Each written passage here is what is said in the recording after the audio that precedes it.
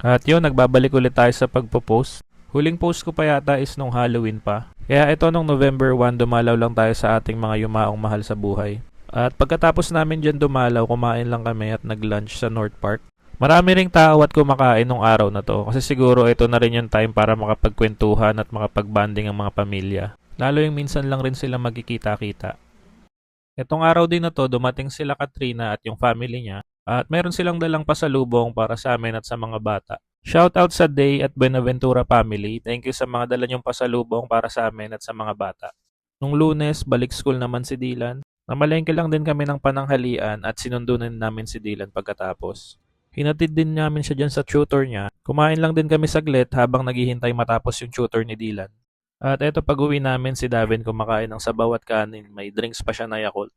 Medyo mahaba rin yung naitulog niya nung hapon kaya alanganin siya nagising. Kaya itong gabi, nag-crave siya ng Jollibee at nagpabili siya. Hindi namin kasama si Dylan ito kasi tulog na siya. Etong Friday naman, birthday ng classmate ni Dylan sa school. Hot Wheels yung team kaya naka-Racer Girl outfit siya dyan. Iloloko nga namin, sabi namin motovlogger siya. Nung tanghali naman, lumabas lang kami at pinasyal yung mga bata saglit. Dito na din kami magla-lunch sa Jerry's Grill. Tapos na nga yung Halloween at ramdam mo na yung Pasko dito sa kanila.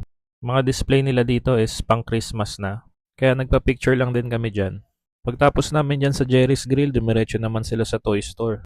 Bago pala maging friends yung Happy Meal sa McDo, eto muna yung Happy Meal nila, yung Adopt Me. Mga animal siya na merong mga pakpak.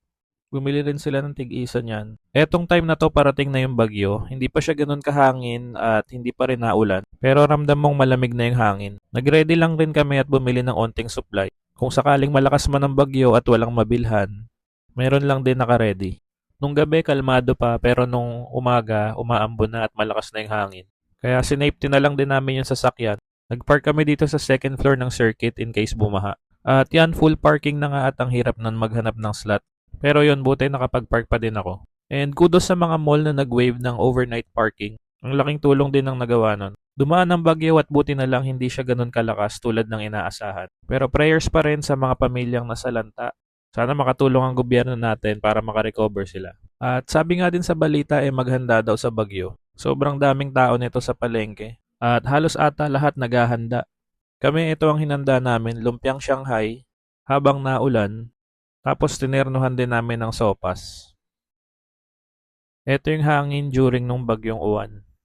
At nung okay na lahat, inuwi na namin yung sasakyan. Galing dito sa circuit. Nung nakaraan naman nakipag-banding lang din kami sa mga pinsan. Yan, enjoy din naman ang live band at ang mga kwentuhan. At yun, enjoy naman yung gabi na yun.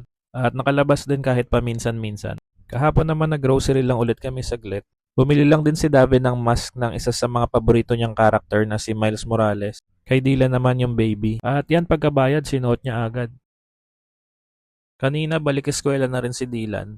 2 days din kasi nag-suspend yung school dahil sa bagyo. Tapos nung gabi pumunta lang kami sa Red Ribbon para bilhan ng cake si Mama Sol.